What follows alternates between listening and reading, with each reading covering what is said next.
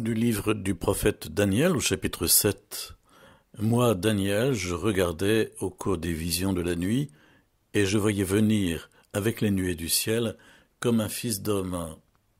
Il parvint jusqu'à l'Ancien, et on le fit avancer devant lui, et il lui fut donné domination, gloire et royauté. Dans l'évangile de Jésus-Christ, selon saint Jean au chapitre 18. En ce temps-là, Pilate appela Jésus et lui dit « Es-tu le roi des Juifs ?»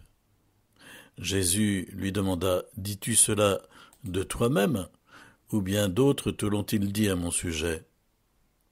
Pilate répondit « Est-ce que je suis juif, moi ? Ta nation et tes grands prêtres t'ont livré à moi, qu'as-tu donc fait ?» Jésus déclara « Ma royauté n'est pas de ce monde.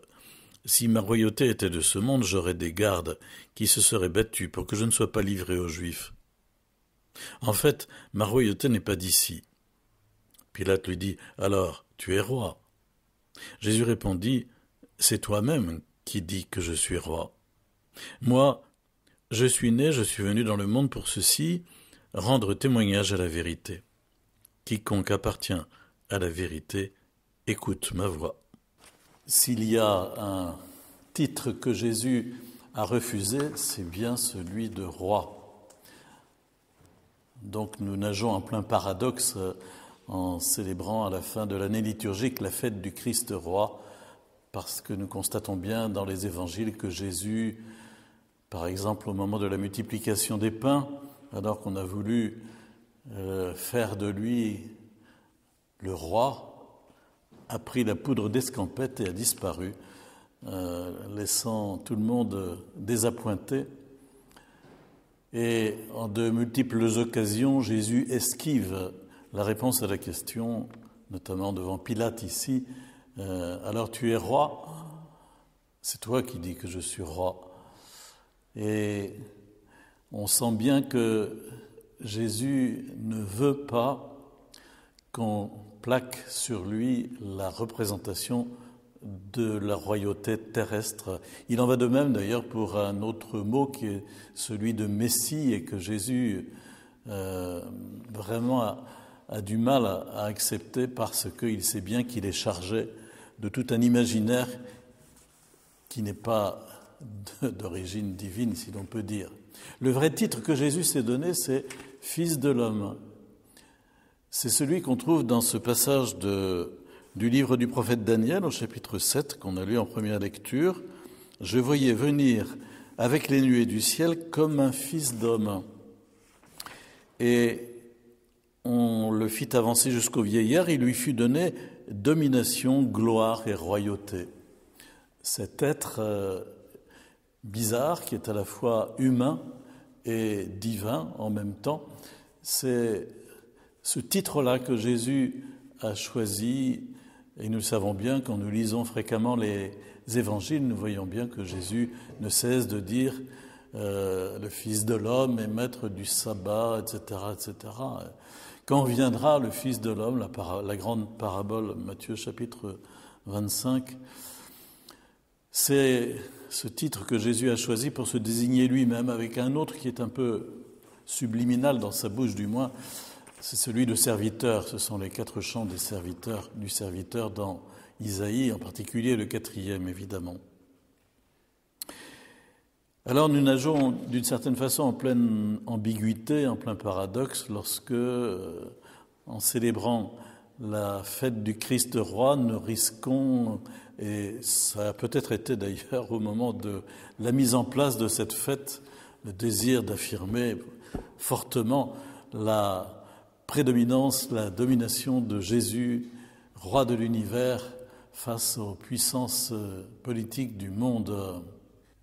Or, nous savons bien que Dieu ne cesse d'agir de façon cachée et qu'il est profondément silencieux. D'ailleurs, si nous consentons à vivre l'oraison quotidienne, nous percevons un peu à travers le silence, sa présence qui nous rejoint. Il est le grand silencieux, il est celui que tout le monde accuse d'être le grand absent, celui qui ne fait rien. Et pourtant, il est là et il se faufile au milieu de tout ce qui fait notre quotidien, en particulier pour réparer tout ce que la maladresse de l'homme et du péché peut accomplir de mal. Il ne cesse de se faufiler. C'est curieux comme expression. Peut-être c'est une expression qui convient au travail que vous faites, mes sœurs. Mais Jésus, au cœur de ce monde, au fond, ne cesse d'agir en cachette et de réparer. Et au fond, l'acte créateur est aussi un acte de restauration. Et il faudrait le dire, au fond, à travers ce que vit l'Église en ce moment, en parlant de justice restaurative et de restauration. C'est un acte créateur.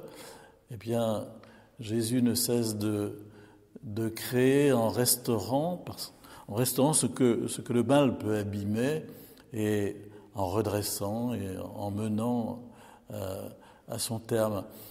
J'aime bien à la fin de l'Apocalypse l'image de la Jérusalem céleste, l'épouse de l'agneau, qui est revêtue d'un lin resplendissant, et on nous dit ce sont les bonnes actions des saints. Et tout ce travail où Jésus, Seigneur et Maître du monde, Maître de l'histoire, tout ce travail qu'il accomplit en se faufilant partout, aboutit à la réalisation de cette beauté de la Jérusalem céleste qui est revêtue de la sainteté, car la sainteté, au fond, ne peut s'accomplir que par l'œuvre même de Jésus au milieu de nous. Personne ne peut être saint à la force du poignet. Il est saint par l'action de l'Esprit Saint en lui et par le travail de Jésus. Et nous verrons cette œuvre magnifique un jour sous nos yeux et nous nous réjouirons profondément du travail de Jésus. Jésus, roi de l'univers, Jésus, Seigneur de l'histoire et du monde, Jésus, Maître de nos vies aussi, Jésus à qui nous soumettons nos vies, Jésus à qui nous nous abandonnons pour qu'il puisse vraiment agir en nous, nous conduire. Jésus qui conduit ce monde jusqu'à son terme, jusqu'au moment où il pourra se révéler pleinement dans sa gloire, lui, Jésus. Et c'est notre acte de foi, c'est notre joie profonde. En ce sens, faire taire un petit peu la puissance médiatique qui ne cesse de nous montrer l'autre côté des choses, le côté du mal. Au fond, c'est un bienfait parce que nous pouvons alors laisser la vision qui nous est proposée dans l'Écriture prendre toute sa place dans nos vies et modeler notre espérance, fortifier notre espérance.